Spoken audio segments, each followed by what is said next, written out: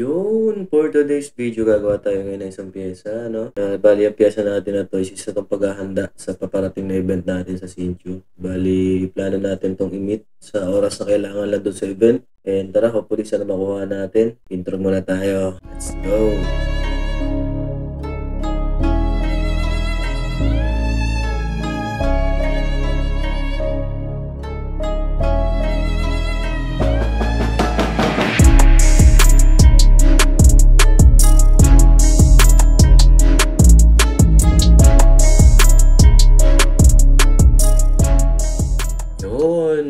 Bali ngayon, papaliwanag ko sa inyo bakit ko nasabi doon sa intro, doon sa simulang part na paghahanda. Kasi po may sasalihan po tayong tattoo competition dito sa Taiwan. And ang nag-organize din naman po is kapwa natin Pilipino at susuportahan lang po natin kaya natin siya sasali. So, ito yung pyesa na kaya rin ito yung pyesa na ginawa ko dito sa sa video na to. Kasi halos similar din dito yung gagawin kong pyesa doon sa on the spot kung may makukuha model. Kasi sa ngayon wala pa po tayo nakakuha model at sa mga gusto magpatato, gusto mag-model, message nyo lang ako. April 7 gaganapin yung event kung available kayo nyan. Message nyo ako para may bigay sa inyo yung price kung magkano ang babayaran ninyo at kayo mag-alala yung price yung babayaran ninyo is worth yun, hindi yun siya masasayang at for sure uuwi kayo nakangiti at ako'y uuwi ng pagod. Alright, tapos itong pyesa na to mapapansin ninyo yung sizing niya, ganyan na ganyan din kalaki yung plano kong gawin. Kaya sana ready yung magiging model kung may makukuhang model at sana mataas ang pain tolerance. Huwag akong iiwan dun sa gitna ng tattoo competition kasi hindi natin matatapos sa event yung gagawin natin. Huwag na po tayong umasa ng tatapusin ko siya ng regular try ng tattoo competition price pa rin. Siyempre babayaran niya na ako ng mas maayos na bayaran doon kung tatapusin ko siya. Kasi ang magiging kalakip nitong usapan natin kapag model ninyo is finished product ba? Yung may mailarampa ako, hindi yung wala akong mailarampa tapos may iwan ako mag-isa doon sa event. Siyempre para sa akin mahirap na market. Pero huwag kayong mag-alala, may mga naka-ready naman tayong mga gamit para maibsan yung mga sakit na mararamdaman nyo doon sa event. May mga ready naman tayo dyan kaya huwag kayong mag-alala. Tapos ito pa yung pagdating sa pagmamodel, may mga na-encounter kasi ako nung nakaraan na nagtatanong sila kung ba ang babayaran. Siyempre naman hindi ko yung mabayaran kasi nga po kami ang magtatato. Kumbaga yung tato binabayaran nyo po, binibili nyo. Hindi po ninyo yan magkakaroon lang kayo ng diskwento pagdating sa mga tattoo competition kasi nga po kami ang nasusunod sa pyesa. Kaya po kami ang nasusunod dahil kami ang nakakaalam kung ang pyesa ba na gagamitin is pang-event, panlaban. Kasi kung kayo po ang masusunod, bayaran nyo na lang po ng normal price yung tattoo artist. Kami po ang masusunod, may security po na alam namin na lalaban yung pyesa namin. Especially po sa category na lalaroan ko. Kasi ang category na lalaroan ko is pro. At yung mga kalaban po natin doon, yung mga kapwa ko Pilipino na dadayo pa mula Pilipinas papuntang Taiwan. Medyo dikdigan po ang magiging labanan doon kasi hindi po biro ang mga lalaro doon. Hindi po biro yung mga talento na makakalaban natin doon. And syempre kilala ko yung mga yun. Kaya ayaw ko rin magpabaya pagdating doon sa laban. Kaya sana mapagbigyan ako ng magiging model kung may makukuha tayong model. At kung familiar kayo kay Sub-Zero, kasi itong ginagawa ko na ito is si Scorpion. Kung familiar kayo kay Sub-Zero at saka kay Raiden, the God of Thunder, sila pong dalawa ang gagawin ko doon sa event. And sana may makuha tayong model. Ganun lang, message na kayo sa akin, PM nyo ako. May time pa naman para makapag-prepare. And sana may mga tayong model dito sa mga social media. And hopefully sana makasali tayo kasi medyo gigil na rin talaga ako maglaro kasi matagal na panahon na akong hindi nakakasalang ulit. Yung huli natin na salangan, hindi tayo masyadong nag-enjoy. Nakakasira lang ng moral yung event na nasalihan natin na nakaraan. And sana itong event na to is maging maayos, maging successful para sa bawat benefits ng mga tattoo artists. Hindi yung benefits lang ng bulsa ng mga nag-organize. Diba?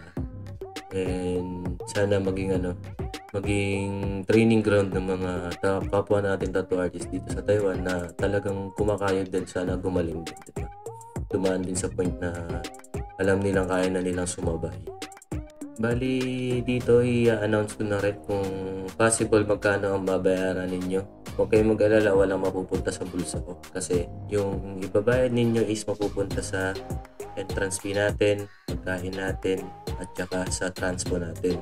Hindi man tayo magkakasabay, uubligahin kita na bayaran yung pantaxi ko dahil pantaxi ko is para sa security ng mga gamit ko, para hindi magkaletse-letse yung mga gamit ko, kasi nga bibitbitin ko lahat ng color din ko doon, bibitbitin ko doon yung mga machine ko, lahat bibitbitin ko, pati kaluluwa ko bitbit ko doon sa event. Kaya sana maunawaan mo kung sino ka magiging model ko, na yun talaga, yun ang i-include ko. Pagkain natin, syempre lang nga naman kumakain ako, hindi ka kumakain. Kaya sinasabi ko pagkain natin. At yun nga, kung hindi tayo magkalugar at taga ibang lugar ka, magkita na lang tayo doon sa event. Ako na munang bahala sa pantaksi ko.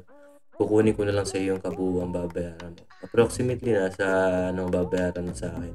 5,000, kasi ang 3,000 doon is para sa entrance ng on the spot. At yung 2,000 is para sa pagkain natin at saka pamasahe ko. Yun. Siguro naman hindi na yung masakit sa bulsa para sa'yo sa ganyang kalaking pyesa. Kung hindi ka dyan nagagandahan, bahala ka na. Kung hindi ka natutuwa dyan sa pyesa at ginagawa ko, bahala ka na. Hindi na ako may problema. Basta ako, sasali ako doon para may showcase yung talent ko. Although wala naman akong kailangan patunayan, gusto ko lang mag-enjoy kasi matagal ko nang namimiss ang pagsali sa mga tattoo competition. And sa mga kapwa ko tattoo artist, nalalaban din sa event na yun, i-enjoy nyo lang, huwag nyo lang masyadong kargahan ng pressure, kasi ang ending din kasi kung kakargahan nyo siya ng pressure, hindi nyo na nga may enjoy yung ginagawa ninyo, magkakaproblema pa. Tandaan ninyo, sa lahat ng laban, hindi kailangan seryosohin ng 100%. Kapag sinamahan nyo ng enjoyment ang inyong ginagawa, automatic magre-resulta yan ng maganda. Tapos, syempre, sasamahan din ninyo ng preparasyon. Kasi hindi naman po pwede na isang one click lang nandiyan na agad lahat. Hindi nyo sasamahan ng preparasyon, hindi nyo sasamahan ng paghahanda. Hindi rin kayo magde-develop din sa ginagawa ninyo. Best example na yan, yung ginawa ko. Kasi, yung gagawin kong pyesa, hindi ako sigurado kung kakayanin ko ng others. Kaya sumubok ako sa isang tropa na willing naman sumalang ng pre-made. Kaya ginawan ko siya ng pre-made similar doon sa gagawin ko sa on the spot. Hindi naman tayo binigo ng tropa, halos pabigay na rin siya sa dulo dyan. Inabot kami dyan ng 8 hours, saktong 8 hours na talaga. At hindi naman siya bumigay kasi nga may mga ina-apply tayo na pain reliever para maibsan yung kanyang sakit na nararamdaman. And matapos niya yung pyesa. Siyempre, para yun kasi ang target din natin dyan eh. Bukod sa magawa natin ng maayos yung pyesa, ang target din natin ma-survive ni model yung pyesa na gagawin natin. And hindi siya madaling gawin pero kakayanin naman. Tulungan na lang ng model. Importante lang doon, may kinakain tayo, meron tayong iniinom. Huwag lang alak, kasi pag nag-alak tayo, parehas tayong tapos. Ikaw magiging makulit ka, ako baka duling yung kalabasan ng Sub-Zero natin. Kaya chill na lang natin. After na lang ng tattoo event, after na lang ng tattoo session natin, doon na lang na tayo mag-chill yun, kwentuhan tayo pagkatapos. Sobrang saya ng mga tattoo competition sa Pilipinas, kaya yun ang namimiss ko. Makakabanding na rin natin dito yung mga kapwa natin tattoo artist sa Taiwan. Kabanding na rin natin yung mga hindi natin kilala na sa TikTok lang natin nakakaanuhan, nakakasalamuha, diba? Yun ang kulang dito sa tattoo community sa Taiwan. Kaya nagkakaroon tayo ng mabigat na competition sa isa't isa kasi nga hindi tayo magkakakilala, hindi tayo magkakaibigan. Diba?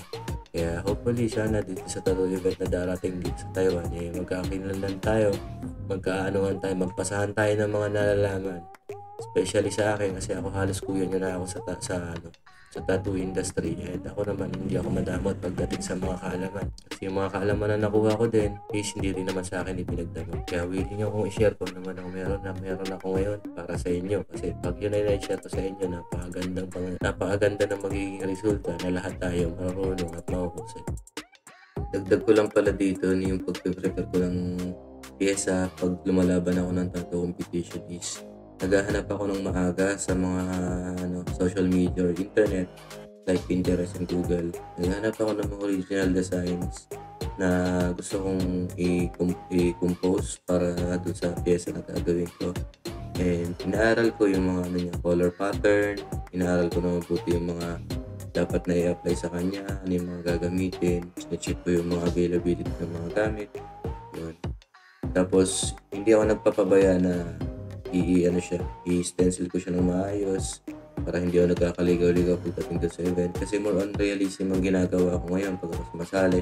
Hindi na katulad dati na neo-traditional, katulad dati na Japanese Oriental, na more on kahit creativity lang ng utak kapag ganahin is palag-palag na. Ako kasi ngayon sa pro category, yan ang mga pinanlalaban ko, yan ang mga pinangbabangga ko sa mga kapwa ko tattoo artist sa pro category.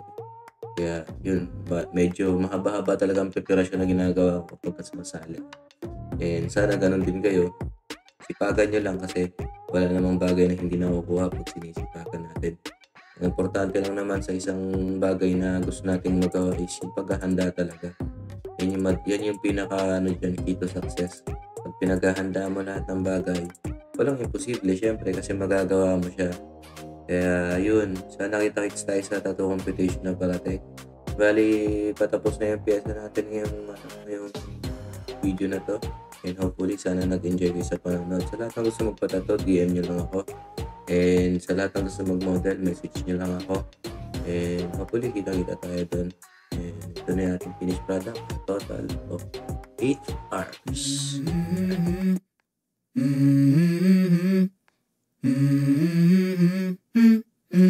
Let's go. I wake up to a little bit of drool on my pillow, feel like it's gonna be a bad day. Yeah, I'm tired of shit, and the coffee ain't hit yet, damn, ain't that great. I don't wanna go to work, cause my boss is a jerk, and I'm not even that paid. I need a change in my life, cause I don't feel alive, and there's nothing that makes me happy.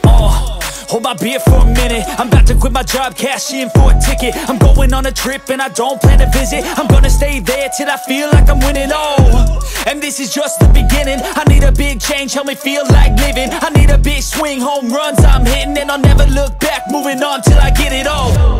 And we all got dreams, we all want things, but what you gonna do for it? How you gonna move for it? What you gonna be?